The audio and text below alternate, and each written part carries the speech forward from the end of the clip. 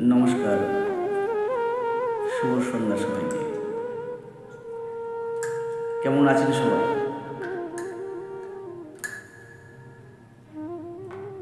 আজকে আমি হয়তো আপনারা অনেকে জানেন যে যেহেতু আমি ঈশ্বর বিশ্বাসী, আমরা চরণামৃত গ্রহণ করি, ঠাকুরমশাইয়ের কাছ থেকে চরণামৃত নিই।